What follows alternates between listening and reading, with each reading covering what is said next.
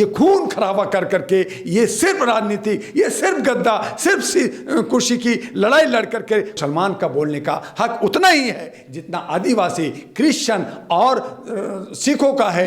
ये सब राजनीतिक से ओतप्रोत होकर करके मुसलमानों और हिंदुओं के बीच में एक खाई पैदा करने की ये साजिश चल रही है। 6 महीना से मणिपुर जल रहा है, वहां पे आए दिन आग लग रही है, बहु बेटियों की इज्जत लूट रही है। मोदी जी चुप बैठे हैं। वो जो 5 राज्यों में घूमते रहे वो तो एक बहाना था, लेकिन जो है आज हमारा यमन में हमारे 8 लोगों को सैनिकों को जो है फांसी लगने जा रहा है। आप कुछ नहीं बोल रहे हैं। 3 राज्य जीतने के बाद आप जो है लोकसभा की तैयारी में शुरू हो गए, लग गए हैं कि मुझे तो सत्ता चाहिए, बाकी जाए भाड़ में, जनता जाए भाड़ में, चाहे शिक्षा मिले ना मिले, पकौड़ा बेचे, चाहे वो जो है बेरोजगार रहे, हमें कोई लेना देना नहीं। मुझे तो सत्ता में रहना है, मुझे तो 15 अगस्त 2024 को लाल किला पे झंडा फहराना, यही लेके चल रहे हैं। तो एक हो जाओ, और अगर नहीं होगे तो मरो, घंटा बजाओ।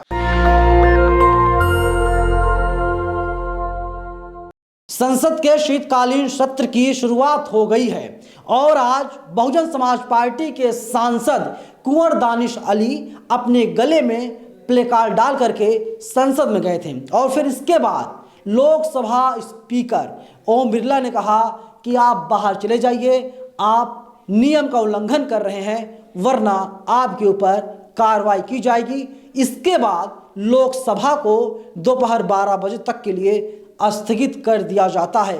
तो सवाल ये है कि अगर किसी मुसलमान सांसद का अपमान होता है तो क्या वो सांसद अपनी आवाज को मुखर नहीं कर सकता, बुलंद नहीं कर सकता? मेरे साथ डॉक्टर दुआ हैं। दुआ जी, कैसे देखते हैं आप इस पूरे बयान को जिस तरीके से सदन में, संसद में ओम बिरला ने कहा है? दस्तक को मैं नमस्कार करता हूं, जनता को नमस्कार करता हूं। ये जो बदले की भावना, ये जो तानाशाही का जो तरीका है और संसद के अंदर तानाशाही और लोगों की, हमारी संविधान जो है भारत का, जो बाबा अंबेडकर की देख रेख में बना, उसकी अध्यक्षता राजेंद्र प्रसाद। कल ही हम लोग डॉक्टर राजेंद्र प्रसाद का जो है जयंती मनाया, हमने उनका बर्थडे मनाया। तो इस तरह का संविधान का अपमान करना, संविधान कहता है समानता का, संविधान कहता है सभी धर्मों की में आस्था रखिए, संविधान कहता है मौलिक अधिकार की मान सम्मान रखिए, संविधान कहता है हमारी बोलने की व्यक्ति और जीने की अधिकार है, संविधान कहता है कि किसी तरह का भी वस्त्र जो असामाजिक तब ना लगे, गंदा ना लगे, लेकिन एक मुसलमान सांसद की हिम्मत कैसे हुई कि वो इंसाफ की मांग कर रहा सदन में? क्यों नहीं कर सकता? क्यों कर सकता है? अगर मोदी काल चल रहा है। नहीं, देख, यही नफरत, यही नफरत है कि आप ब्राह्मणवाद तरफ ले जाते हैं, हिंदू की तरफ बात करते हैं, सनातन की बात करते हैं। भारत एक सेकुलर देश जब तक रहेगा, जिस दिन हिंदू राष्ट्र आप बना देंगे उस दिन बाद सोचेंगे। लेकिन आज हमारा ये गणराज्य है, सेकुलर देश है, यहाँ पे हर धर्म, हर जाति के लोग समानता के साथ, इक्वलिटी के साथ, और ये संविधान हमें अधिकार दे रखा है, उस अधिकार पे हम रहते हैं। तो मुसलमान का बोलने का हक उतना ही है जितना आदिवासी, क्रिश्चियन और सिखों का है या हिंदू हैं।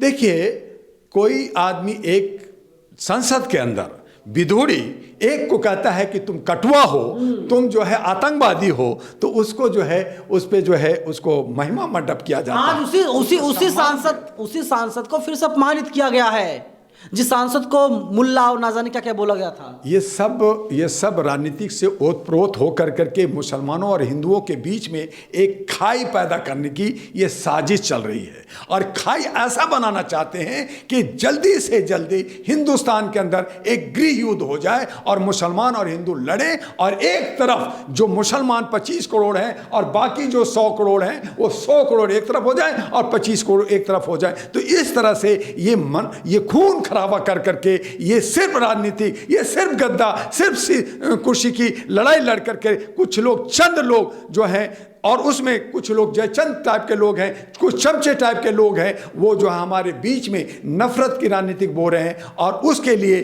जो विपक्ष है, जिनसे मुझे आस थी, जिससे उम्मीदें थी कि वो नफरत की राजनीति को, खाई को पाटेगा, राहुल पे एक उम्मीद जागा कि पाटेगा, लेकिन वो भी उसी नदी में, उसी तालाब में गोता खा रहे हैं, तो हमारे सामने कोई विकल्प ही नहीं नजर आ रही है और हम ठगे के ठगे, जनता ठगी महसूस कर रही है और देख रही है।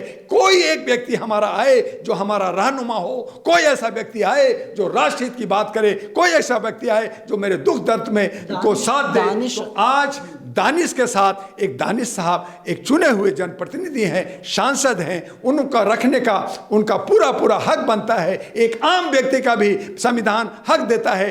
दानिश साहब के हकों को आप छीनते हैं, उनको दबाते हैं। इसका मतलब यह है कि आप एक क्षेत्र का 25 लाख जनता का आप हक छीन रहे हैं। ये संसद को भी और किसी को भी इंसाफ नहीं मिलता। इंसाफ कैसे मिलेगा दानिश अली को? दानिश अली को इंसाफ कैसे मिलेगा? उनके समुदाय को, उनके तमाम साथियों को जो सेकुलर को विश्वास करते हैं, जो समानता का विश्वास करते हैं, जो इस तरह के अन्याय का खिलाफ आए दिन आवाज़ उठाते हैं, उनको सब मिल करके आवाज़ उठाना चाहिए। दानिश साहब भी देख रहे हैं मुझे कौन साथ देगा, उनको साथ देना होगा और इस तरह की आवाज़ को बुलंद करना होगा, तभी इंसाफ मिल पाएगा, तभी इंसाफ मिलेगा। आज तो बिना आवाज के होता नहीं है। लेकिन किसान ने आवाज उठाया, 900 मर गए, किसानों का करोड़ों खर्च हुआ, बाद में मोदी जी ने कहा देखते हैं, कर लेते हैं। ऐसे ही 6 महीना से मणिपुर जल रहा है, वहां पे आए दिन आग लग रही है, बहु बेटियों की इज्जत लूट रही है, मोदी जी चुप बैठे हैं।